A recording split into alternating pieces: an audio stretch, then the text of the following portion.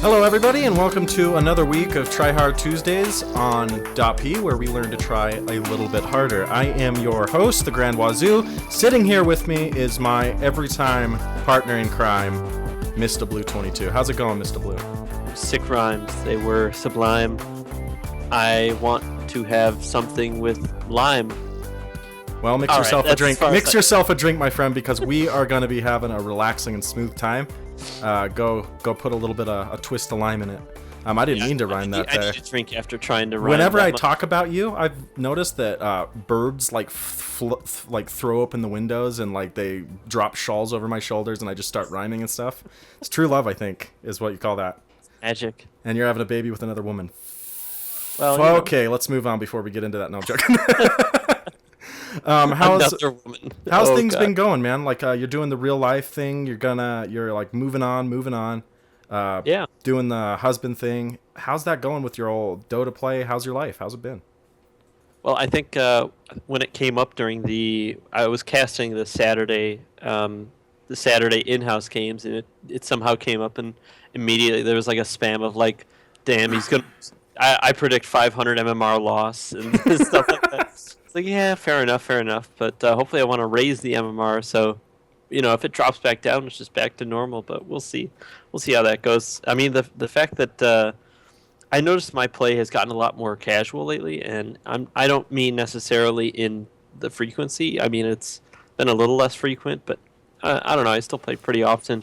But I just noticed I have gone away from my like Tryhard Smurf account that I've been ranking up, and I just have been playing for like the battle pass challenges, right? And like I'm back to where I was maybe the first like year and a half of Dota, where I was just playing unranked and I was having some fun playing with a bunch of different people, a lot of the guild members. It's been a lot of fun in that aspect.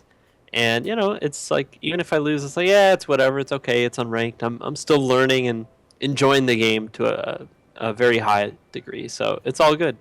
And you kind of just went in, and you realize like you don't need to stress yourself out with this stuff too much. I mean, you can enjoy it as a hobby, and then let the impending doom of your social life and everything else kind of like sink in, that you're going to be a dad and have no freedom. And no, I'm joking. Thank you for reminding me, as if it doesn't. It's such an obnoxious thing to say when someone's going to have a kid. It's so obnoxious to be like, your life's going to change. It's like, no shit, really? Like it's going to be different, really? But it's not over, man. It's just simply a new chapter. You can like sling your baby around you and play Dota all day, and then when your wife takes pictures, you can post it on Reddit for karma, and everyone's like, "Oh, he's such a good dad." There you go. Make it cosplay.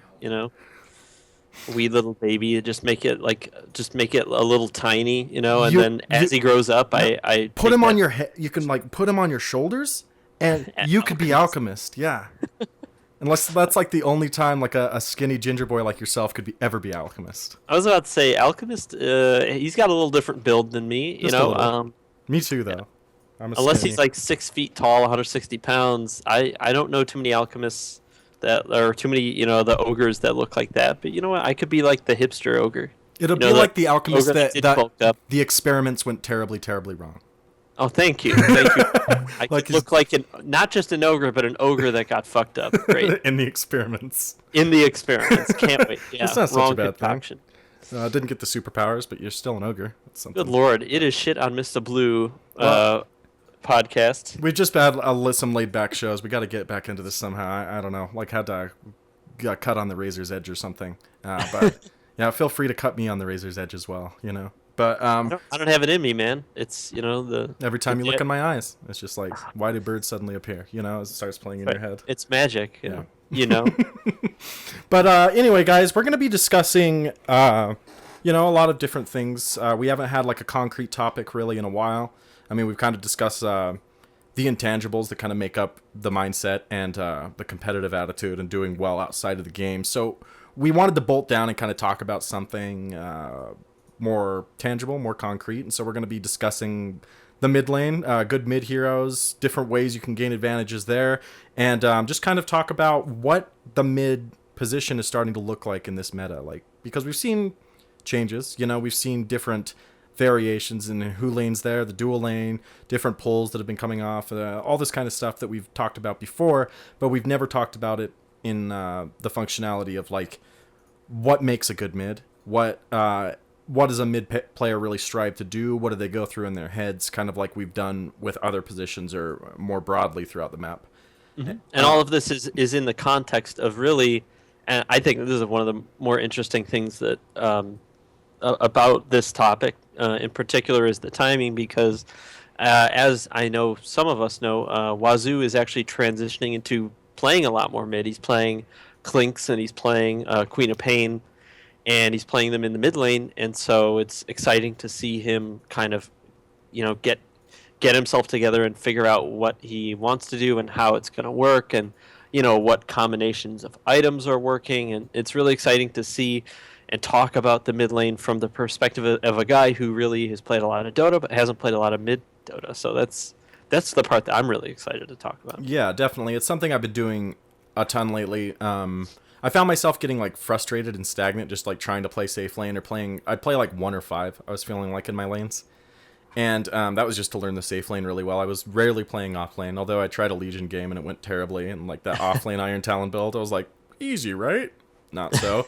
But I've been playing a ton of Queen of Pain, like Magnus, Clinks, like mids that I guess rely on mobility, a blink or an escape mechanism. And I've started to like just see these general trends really of what you build on your mid. And you try to make, there's a lot of varied builds as well, but there's also some good threads of likeness that run through some mids. And it shows in the playstyle, it shows in the mobility, it shows in what that hero is meant to do. And some of these heroes even have different objectives at different times, different ideas on rune control or different ideas on when they should be ganking and what would make a successful gank. So we realized we had a lot of material here to just kind of go over a more basic approach to mid, I guess, and kind of nail it down like we've tried to some of the other topics. Blue, unlike me, has played quite a bit of mid. I mean, you have experience with Wind Ranger and Quap and Clinks and a ton of mids. I mean, you can play all of them. You understand the builds. So in a way, this will kind of be my fumbling experience as I'm just starting to really play mid again, and you kind of guiding me along. So I shouldn't have combed you over the razor's edge so much, right? My sensei, senpai, or whatever. Senpai, yeah. Well, it's been a while since I played a lot of it, but yeah, all those people I played pretty frequently.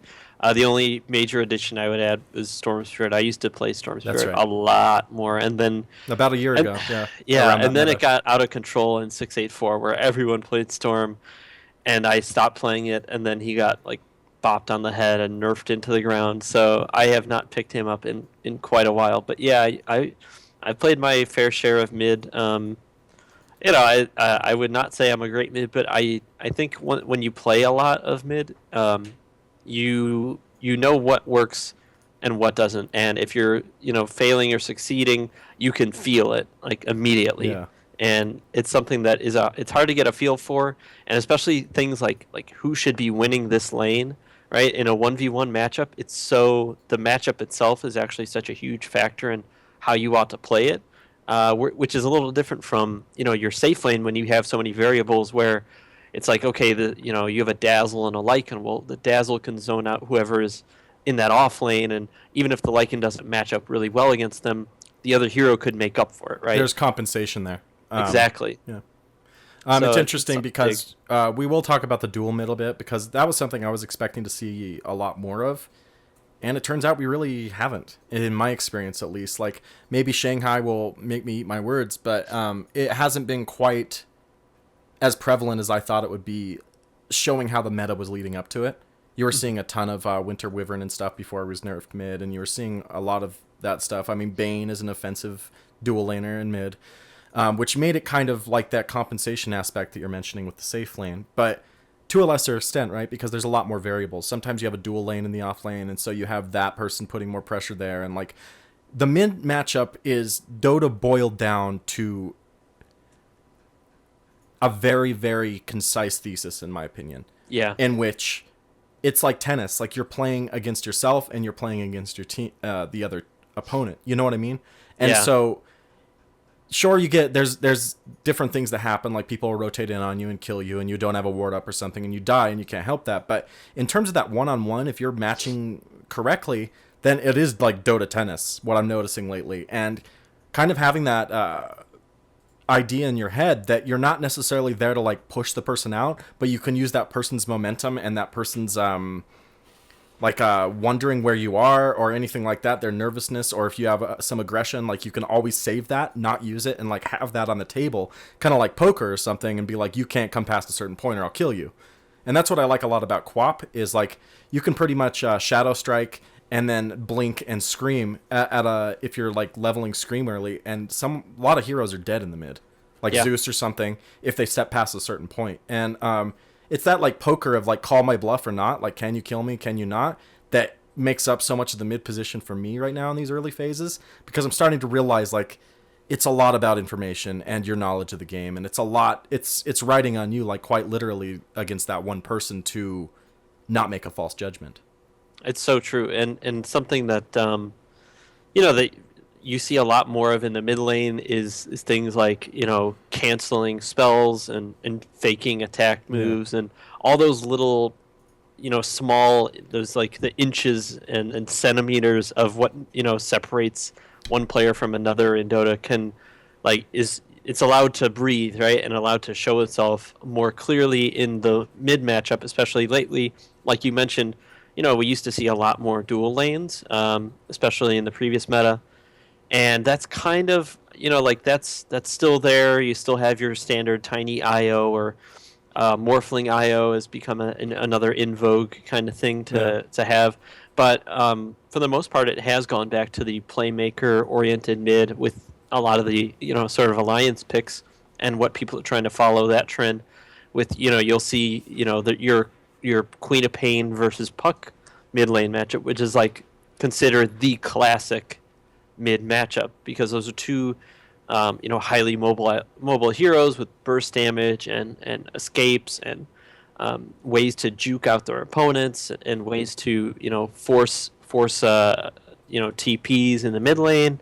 There's just a lot of different things that can go on in those kind of matchups, and I think that gets into what we were talking about and what you touched on a little bit, which is like what defines a quote unquote like good mid hero, and I think the number one thing has to be mobility, right? It has to be an ability to initiate or escape, and that can be based on whether or not a hero like a Shadow Fiend can farm an item like a Blink Dagger or a Shadow Blade.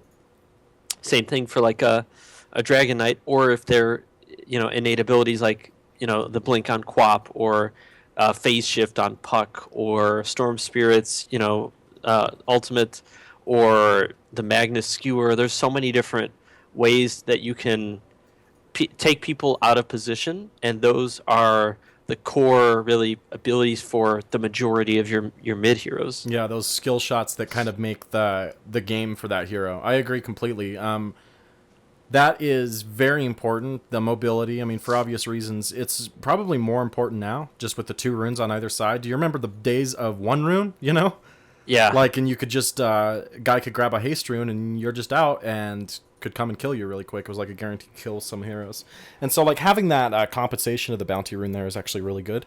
It helps even out the game. It's like, it's a little consolation prize. It's like, sure, you can't go do a lot with this, but you can have this. And so the mobility is very good.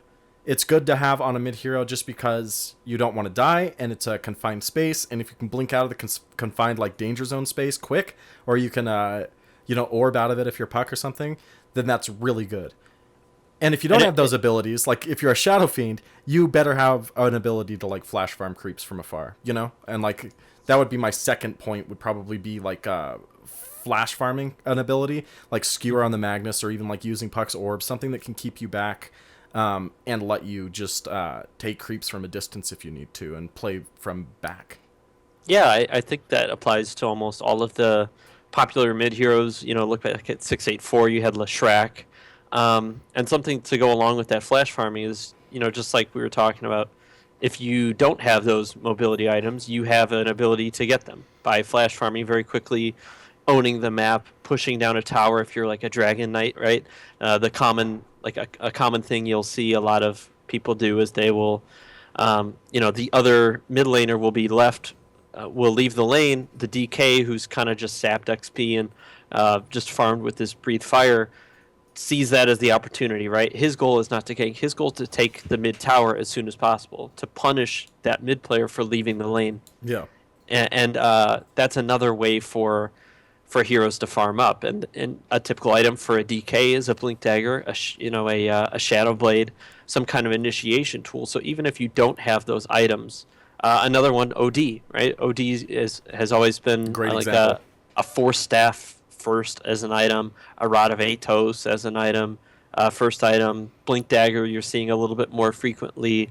I mean, there's very few that are the exception to that rule. I guess Razor is one, but those are heroes. Razor and like Viper are heroes I kind of put in their own category because they're almost always picked to beat the other laner, not necessarily to go and gank around the map and do stereotypical. You're not picking things. that hero because you're like, oh, it's awesome. He's going to come and get a double kill in safe lane for us. You're not picking a Razor for that reason. You're picking a Razor because you can slap a Link on the mid and he'll have to vacate the lane every single time, Like, you can't just stay and get damage drained.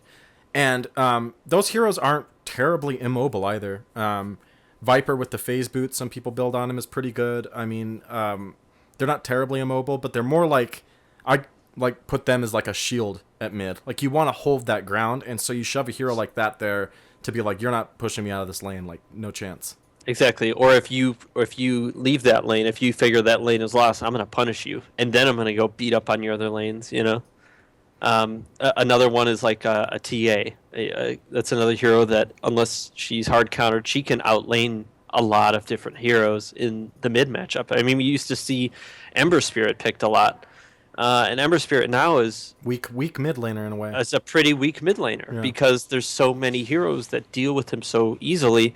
I've been playing a little Ember lately, or I've gone back to playing a little Ember lately because I've always enjoyed the hero, but he's a hero that I almost always pick in the carry lane because he just doesn't have enough sustain to deal with a lot of those mid matchups. Can you imagine being an OD up against an Ember? That's just a field day. I would never want to play that matchup. It's just interesting because if you want to use like sleight of hand or sleight of fist to like farm and stuff, like that's his slash ability, right? Like, you have to prioritize that, and it's like you also have to get the shield up. You know what I mean? And like, he's a certain hero that relies on mobility a lot in a way that if he's getting pushed out of lane super hard by like someone like an OD, it's going to be really hard for him to get those travels up at a good time if that is presumably the hipster build, and get up the Battle Fury later or whatever you're going. You don't want to put him in that situation where he doesn't have the support, and like maybe that's a hero that would greatly benefit from a dual lane mid, and like in an OD position probably most certainly. But the problem with him is that he's a hero that does need the levels because he actually doesn't have a good flash farm ability. The Sleight of Fist actually does half damage to creeps, so unless you have a Battle Fury or some kind of cleave, maybe with a Magnus buff, things like that, it's a terrible farming ability. It's hard to last hit with too. I mean, like, you can stand up on the hill and like jump down on it, but you need some time with the hero. Like, I've played a few games with him. Most people farm with Flame Guard. Yeah, for that I reason. mean, yeah, that makes sense. Makes way more sense because you can just run in, kind of take some damage, and then just get out. Like, not take the magic damage though. But Ember definitely a safe laner. I'd say at this point, although he was kind of known as a really potent mid for a while there. This meta, like you said, is oriented towards the playmaker mid. Your Queen of Pains, your Magnuses, your Pucks. I think those guys are pretty good indicators. I think Wind Ranger is still pretty good there.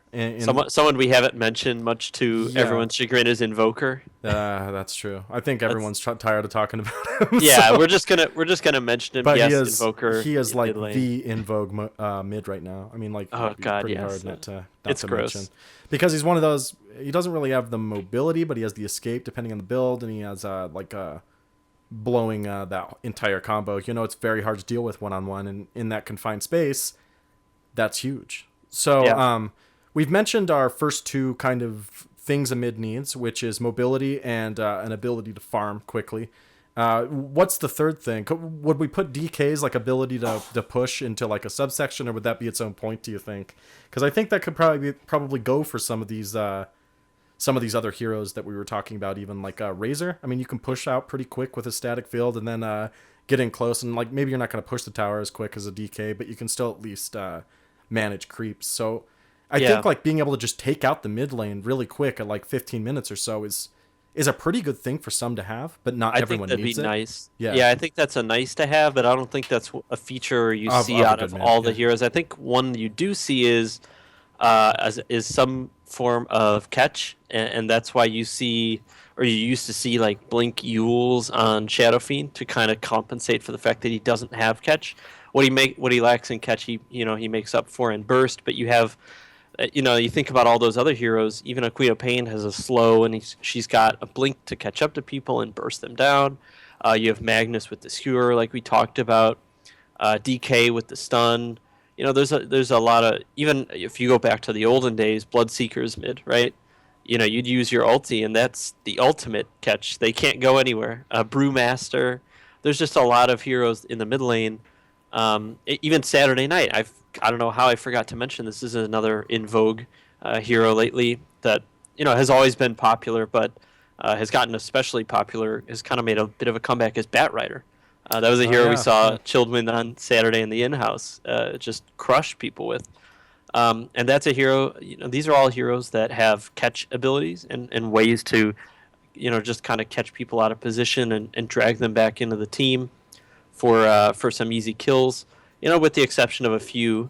I would say that's a big component of almost all of the mid laners that we see today. My question is, who did Alliance pay off / threaten to like make this their meta again?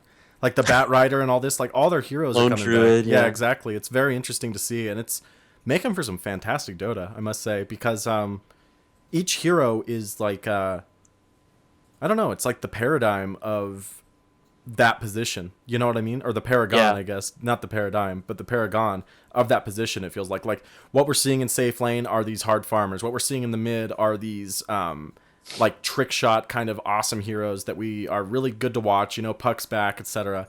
And then in the off lane, we've got like Legion Iron Talon and like Lone Druid and stuff. Yeah, it's more farming off laners now, which is interesting. It's like, I don't know, it's making for some exciting Dota, and I think mid's probably the reason I really wanted to play mid is because it's the most excited I've ever been for that position. Like, I liked mid, I liked like the whole stack farming and all that, and sure, people still do that, but it's like, I really like the trick mids, like being the right place at the right time, like fortifying a lane and like being super mobile and stuff like that, And the chess match. Exactly. The aspect of like, they're weak here. If I'm here at the right time, I can scream a pain as they're on their way out and boom, 2 kills. You know what I mean? Or not scream a pain, the ult.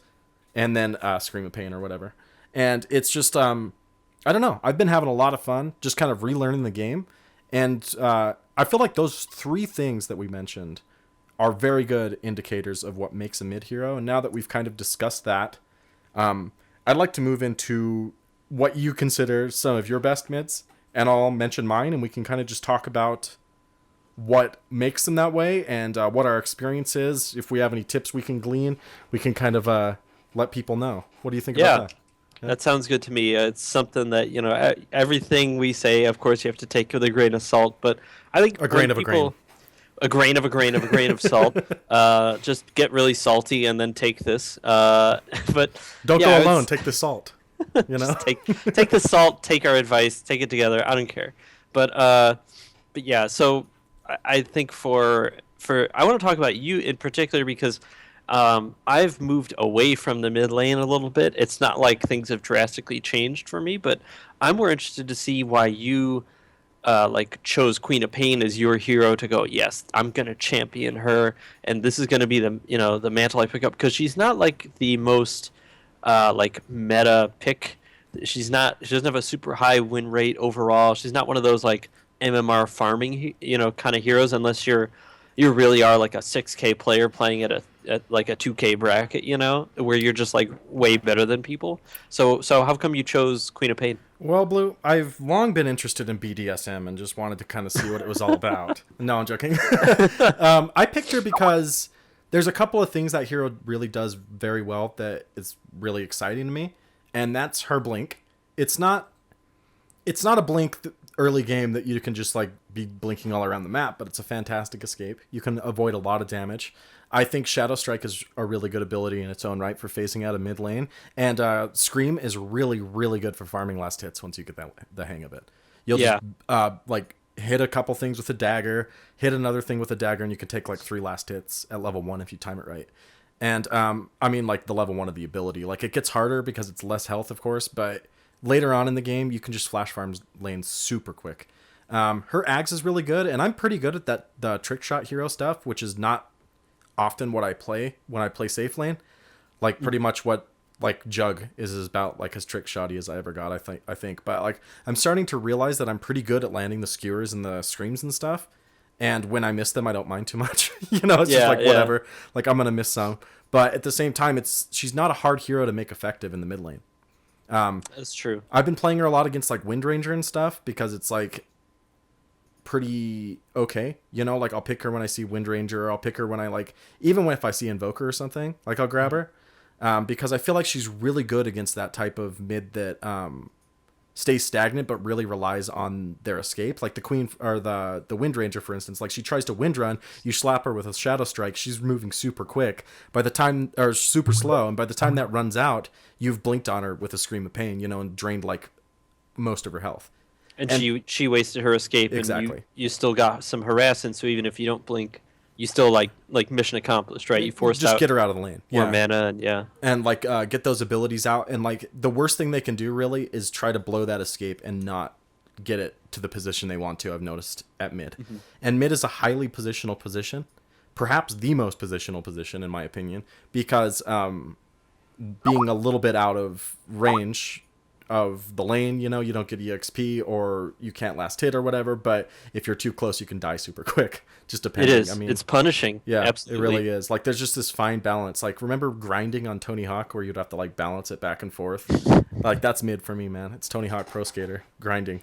But I think, like, to answer it shortly, I think she's kind of a jack of all trades in a way. She's ranged, she can throw on a poison with the dagger, she can scream for good damage and burst, and she's highly mobile. So by the time you like get a double damage rune and they realize you're gone, at my skill level anyway, you can be like up in their lane wrecking their fortress, you know. And also the ult is just really, really good. The Ags upgrade is incredible. Like the Ags is a must go, I think, in every single game with her. I just like the hero, man. I'm not very good at her at all, but like I'm getting the hang of it. I'm understanding like what makes her successful in the mid lane, and it's a little different than other mids. It's different than like your Puck or whatever, because she's a little bit easier to farm with. I think just her last hit animation's pretty good. But yeah, I've also been interested in Magnus for much the same reason, because he can just sit back and like skewer and just collect gold that way, and that's so good to me. Like being able to run in and scream a pain and blink out like to guarantee farm. Like I'm just like, why? I've never, because like in safe lane, like you needed like space, you know what I mean? So I think I'm trying to play heroes that don't need any babysitting whatsoever, or that at the very least can just escape out. That's kind of where I'm at. I think I get what you're saying. The thing that I'm noticing, you know, with what you're talking about is these are all heroes that, unlike a lot of these, these hard farmers that you play, is that they have a lot of burst damage and they have a lot of free farming ability that, you know, doesn't require any help in the lane. And that's kind of cool because you're like breaking out of your shell of like bitching at Cyphus for not, you know, warding the lane, exactly, or pulling the creep wave. Like it's on you, and you know that if like you mess up, that you're screwed. It's actually made me a nicer player, because like I've been picking up wards and stuff for mid and I'm not the mid that's gonna bitch about wards on the lane, because I'm there, you know. Like if I'm gonna go home and like teleport back, or just run back low health and like fill my bottle and get up, like I'll grab a 75 ward and I'll just throw it up where I like to throw it up, you know. Yeah. And then like I'll have the vision I want, and you can control all these little variables. And so that's why I say it's kind of a microcosm, or like a very well refined thesis of Dota in general, is just because it is that experience, but it's like 1v1, you know? And like, I know everyone's like, no shit, Wazoo, like everyone knows this. But for me, it's like kind of mind-blowing, because for the past couple years, I've been playing this 2v2 or 2v1 game where it's like the number one enemies in the lane sometimes are like me and my support trying to figure out how to get that farm, or how to not get, super far behind or something, you know what I mean? Or like let the offlane get super far ahead. Now it just comes down to making sure I use those abilities and I use them correctly, and I make sure I have vision where that hero might find me weakest, where the enemy might find me weakest, and also rune control. I think at an early level of play, like, and I'm around 3K, it's very important to control those bounty runes, and I think a lot of people don't realize how big that can be. If you're just grabbing those bounty runes as often as possible, it can put you quite ahead. And so the blink and being there in a couple seconds, and her offensive capability, all that stuff is why I've really loved playing her. Yeah, I wanted to touch on that a little bit because we were talking about it before the show in terms of, like things you learn as you play these highly mobile heroes, and that was one thing I noticed. I know that when I play Queen of Pain, is that like the first I'd say 20 games I played with Queen of Pain, I constantly said, "Oh, that's why she's great at the mid lane, because I can just blink to the rune." Right? As if no one has ever thought of that, or no, support who's rotating has thought, "I'm just going to wait for this idiot to blink and then I'm going to stun them." Yeah. It's one of those things that I feel like a lot of people don't think about really until they have played that hero a lot. And I don't know if you come to that learning curve where you're like holding on to your abilities, specifically waiting on different abilities to be baited out. And I know that I wanted to reference this because we were talking also about how Blitz and his videos, a lot of them are focused on, what can kill me right now at this moment. That's kind of the central question that he always asks, is what can kill me right now? And if it's already been used, then great, I'm going to go in and jump in and do this crazy awesome shit, whether it's Storm or Queen or whoever. Or do I wait until someone else has baited that ability out? What's the approach? Has that kind of thought process gone through your head? Have you had those learning curves? My favorite thing is, and we're going to talk this matchup a lot, I feel like, just because it's naturally developing, but the Queen of Pain puck, like going to Shadow Strike and then stopping it right before and then watching the phase shift. Like, yeah. I love that. Like those mind games, like, I'm not to that level where I'm like, awesome, that just used its last tango, gonna move in, do this, and all this is gonna be perfect, gonna bait out the Shadow Strike. Like, I'm not thinking that far ahead. I'm more just like trying to take advantage when I see moments like that. Like, I might blink forward aggressively, and like right after I just use the Shadow Strike, like scream of pain right in that puck's face and like get her out of lane. But what I really like about mid is it teaches me to take an incremental advantage, and that's, like you mentioned chess earlier, and that's all chess is about. Like, you don't start a game of chess and you're like, third round, I'm going to take their queen, man. Like, you try to, like, you take the pawn off their action, and then, like, you try to make that roll into a bigger advantage. And that's what I feel like mid is ultimately about, is you gain a small advantage maybe in the beginning by grabbing the bounty rune where they don't get it, and then you get in and you just start to last hit and deny like crazy. And then by that point, maybe you have like a level or two, and then you rotate out and get a kill, and you get a bunch of gold in the level, and you come back to lane with Boots, Bottle, and like a Null, and you're just way far ahead all of a sudden at like 5 minutes. And that's what I like about the position, is you can get pretty far ahead, and you can be like level 6 at like 5 minutes and 30 seconds or something if you're like picking up runes and like getting some kills and stuff. But they can still come back, you know what I mean? That does, like, if you go and like have a bunch of unsuccessful ganks because you feel like you're the shit, they can just stay in lane and catch up to you. So it's that moment of knowing, like, okay, I can get a kill here, but let's get back to lane as soon as possible so my tower doesn't get pushed out or whatever.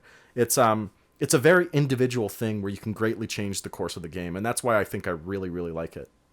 Yeah, that's a good point in that there's so many different ways to do it, and something that wasn't mentioned there, but also is interesting because you're coming from a safe lane position where creep equilibrium was largely, if it was going well, if the person, the support was doing their job very well and was in the right position, that creep equilibrium would really be a mixture of on them and also on you.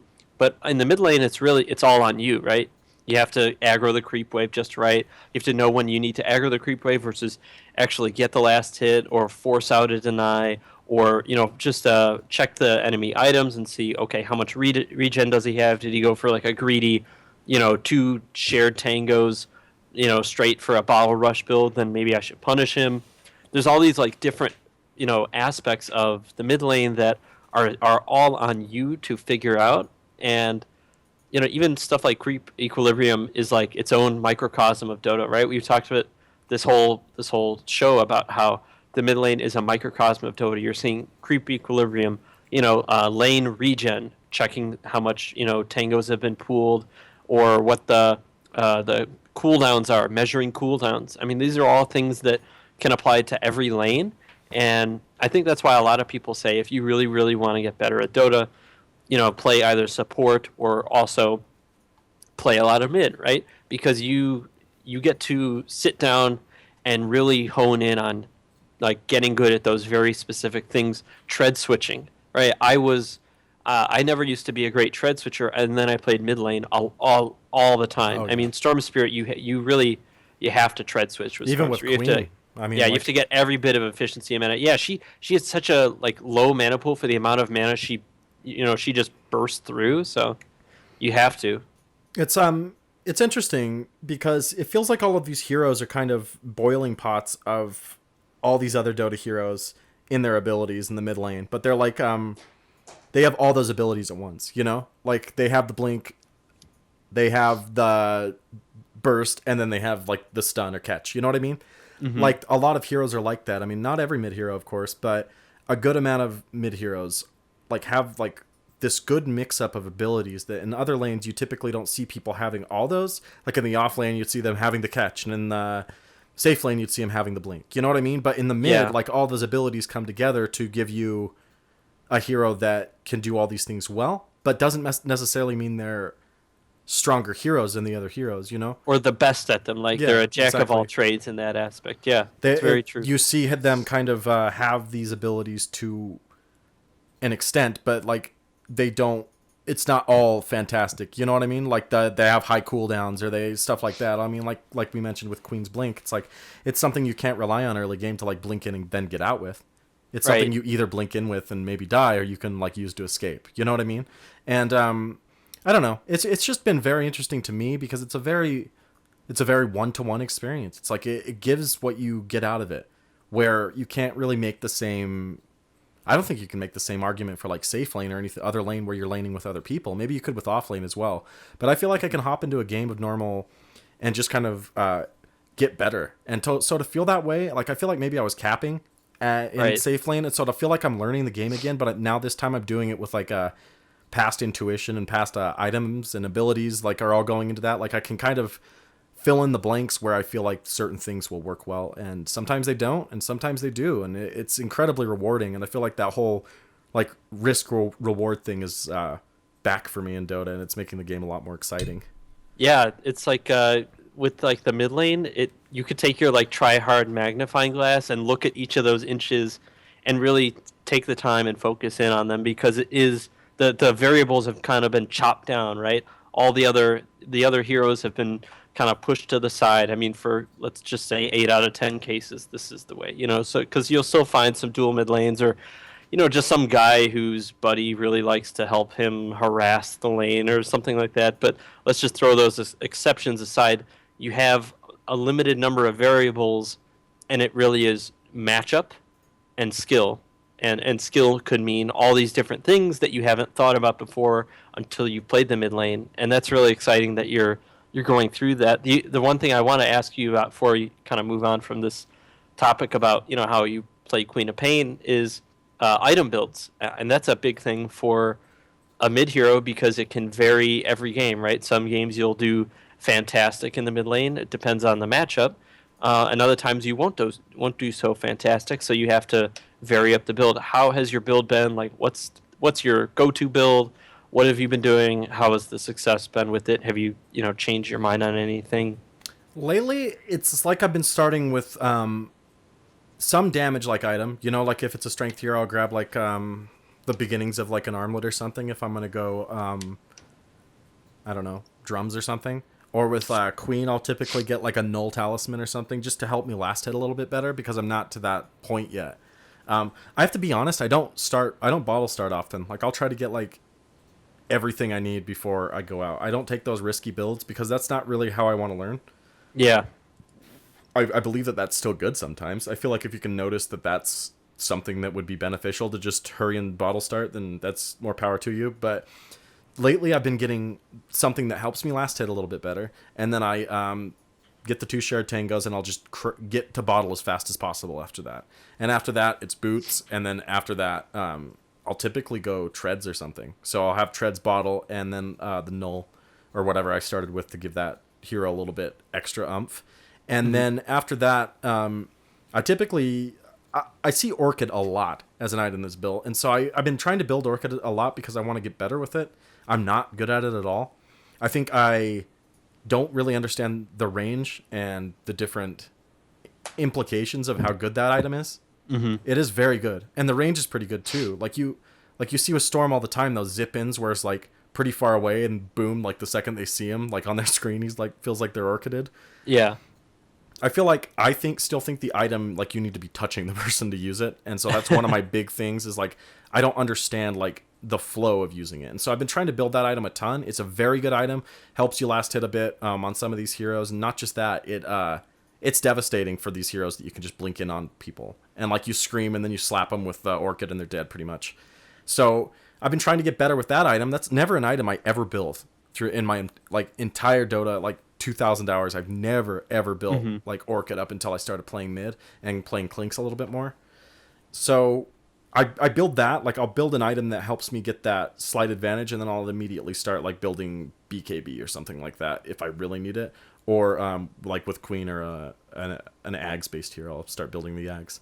So I've definitely like got around to these builds by like seeing that this is pretty common, you know, for these items to be built. Sure. It wasn't ever like something that I looked up or anything, but it's just like you feel it out as you play. And so that's another exciting thing about like learning a new position is you get to kind of rationalize for yourself why this is a good thing to build. Like, is it okay to start null? Like, what are you going to build that null talisman into as Queen? Is it going to be good just to have that item for the stats? Or are you going to build Dagon? Or are you going to build, what's the other item it builds into? Vel? I mean, it's like, asking yourself like where you can cut the fat out on your builds is really cool. And I feel like when it's just you and no one else is like relying on what you build in lane, it's a lot easier to like slip by things that are really, really stupid to build.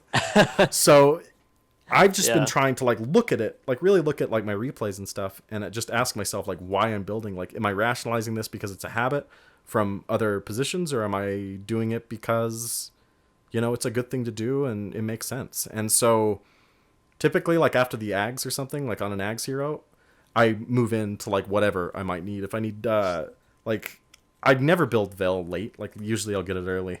So that's why I mentioned the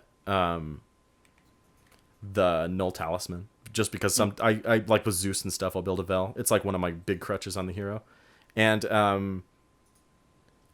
I typically get more Disable. I think that's my number one crutch right now, honestly, mid. Because I'll get, like, after I get the Orchid, I'll even get the Sheep Stick or something, like, and that'll be my last build of the game. That's one of those where you can't go wrong. And something I'm hearing a lot from you is something that we've talked about in previous shows, in that, like, if you're not an expert, or if you're learning something, follow we had those, like, I talked about those 3 steps to mastering something. It's at first it's imitation. It's just learning to do what the best of the best do.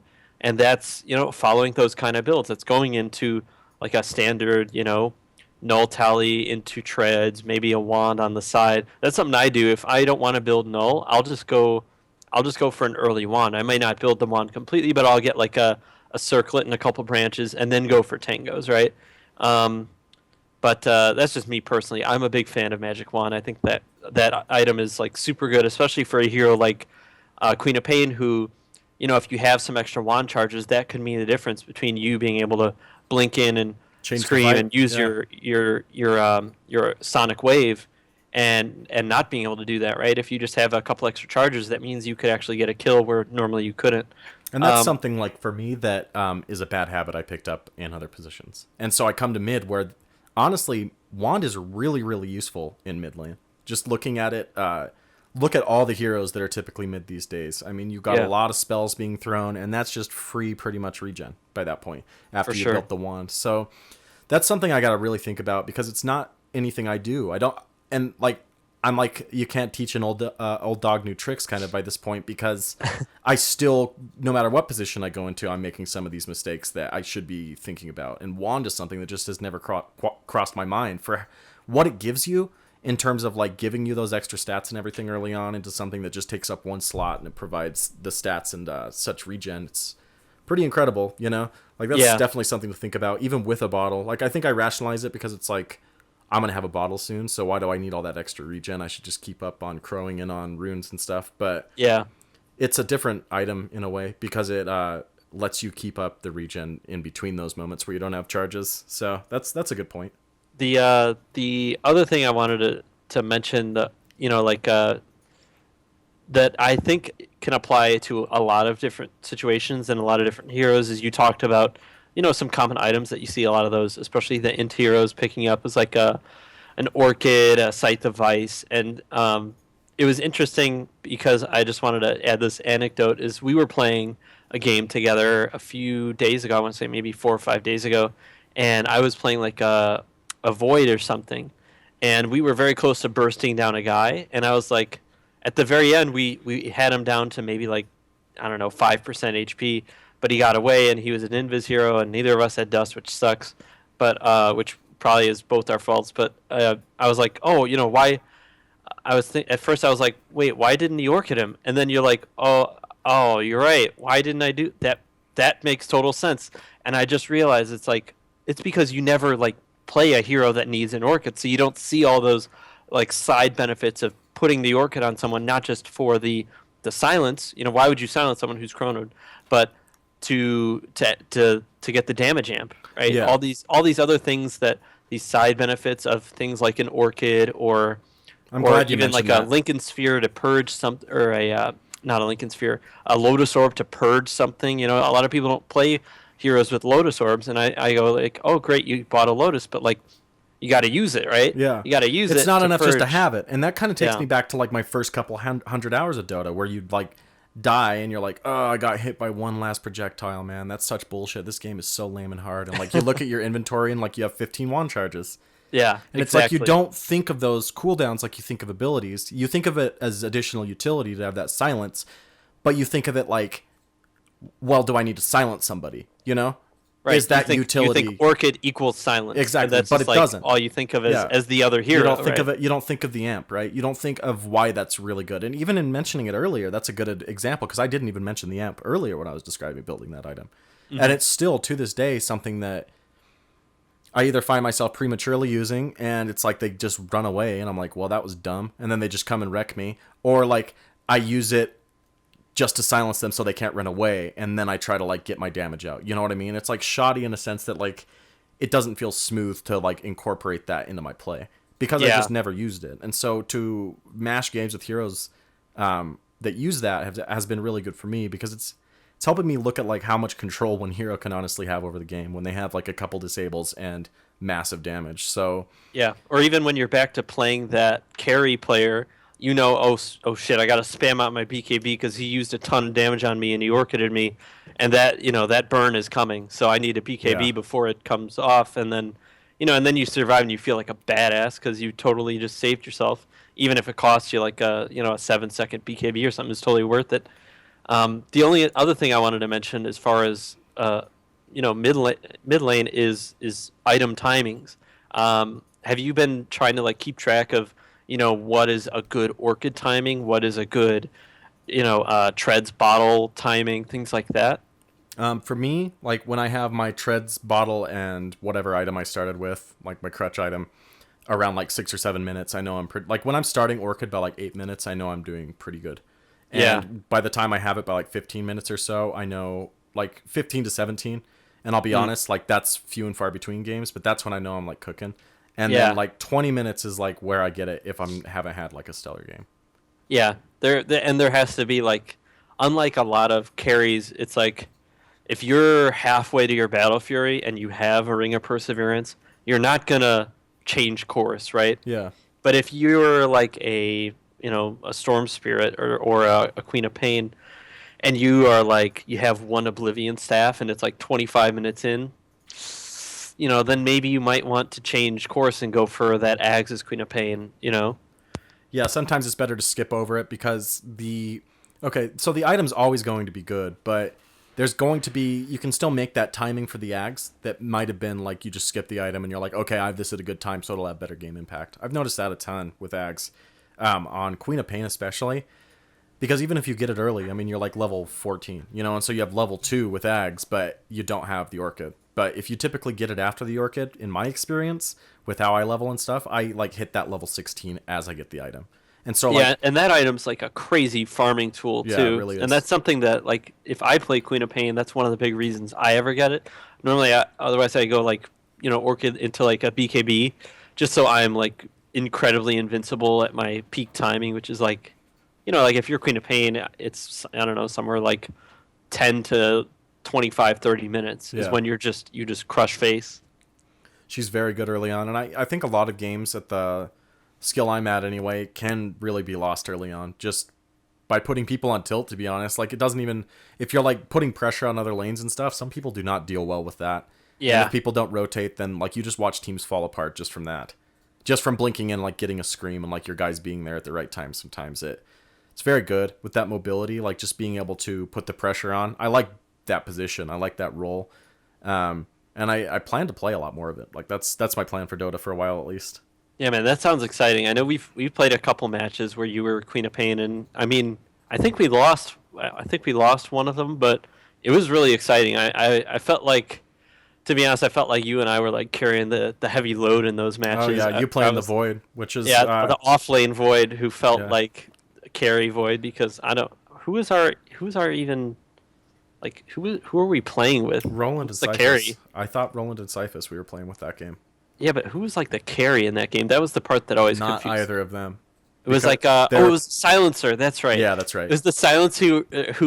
All right, this is pretty funny. I feel like this is share worthy on the show. We had so the game was like 5 days ago, and it was me in the off lane solo, Wazoo in mid with the Queen of Pain, Cyphus with a really good disruptor. Actually, that guy is a pretty damn good disruptor player. Roland doing his AFK jungle thing as he is wont to do, and the Silencer in the safe lane with disruptor. And on the enemy side, we just had a smattering of different carries plus a wyvern.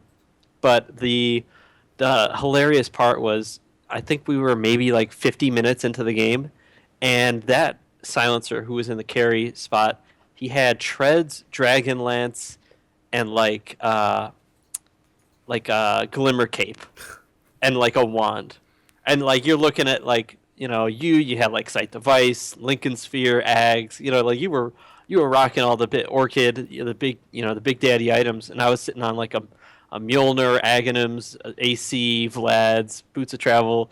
Like we were rocking it, but he was so far behind. And then I look over and he's building Aghanims on Silencer. Oh. And it's Yeah, just like, that's the game we lost. I remember that now.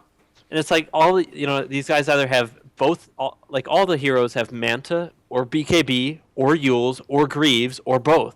And you're like, what is the point of building Ags? And I was like, Silencer, why are you building Aghanims on you? And he just immediately like sold like all the Aghanims items. He was like 3/4 of the way there. He sold half of the items and then turned around and bought an Orchid at like 50 minutes. And you're like, what the hell is going on? And then we lost that game, but it was just so Good times sad. in Dota Land. Like I wasn't even mad. I just gave him like, hey bud, why you doing that? He totally wasn't playing like a core build. It felt like to me. I don't know. He had the farm for it, but He didn't. That's the thing. He didn't. We had 3 times as many last hits as he did. He had 130 at the end of the game. We had like 300. We had 320 apiece. It was a sad life. And sad Roland, life, sad game. Yeah, Roland, of course, with 200 last hits on Chen, and Sir farms a lot, but yeah, it didn't work out in the end, but it's okay. Yeah, it's okay. The next one maybe. Yeah, that's right. We'll get him next time. Yeah, that's right. I'm very excited to play more with your mid lanes, and it sounds like you're making a lot of progress, and it's been really cool talking the mid matchup because it's been a while for me. Yeah, it's been very nice. I feel like we kind of got a good basic premise of what the matchup means to us at this point. Me and my, I don't know, youth of it, and you having done it a bit. So I feel like that was a constructive episode, guys. I want to thank you all for tuning in. And Blue, once again, thanks for joining me. I think I'm going to close out the show now. Yeah, sure. We are going to be doing some format changes with the show. We're going to kind of be reworking what we do and where we're going, kind of who we're going to feature and what's going to go on. So keep your eyes open for that. It might not be next week, might not be the week after that, but we are looking towards changes with the show. Check out our YouTube channel at .ptv1 and our Twitter at .p_show. That's for the overall show of all .p. And also, you can check me out at .p_wazoo. Blue, where can people find you? What can people see you doing? You can find me at Mr. Blue22 on Twitter. You can also find me occasionally as the stand-in for some of the .p in-house casts on Thursdays and Saturdays. Folks, hop in the Discord channel, have some fun, get wrecked by Chilled Wind. It seems like that man is on a spree with his Bat Rider. He crushed the mid lane Saturday night. If you guys haven't seen it, I really encourage people to check it out because I haven't seen a Bat Rider play that great in a while, like outside of like pro play or higher level play. It was a lot of fun to watch, and the in-houses themselves are a ton of fun, and I highly encourage anyone who's interested in hopping in the guild to join the Discord and get in on the action. Yeah, we're having a lot of fun in the Discord. Everyone's pretty much moved over there, and you can find us all there. So if you need any sort of invite, hit us up, ask us, and we'll make sure you get in there and find some people to play with. So I know we didn't do a funky build of the week or whatever. It's just we were running pretty long in the tooth, but we will definitely be looking towards that next week. So I hope you guys tune in. Thank you for joining us once again. And as always, guys, stay hard and stay classy.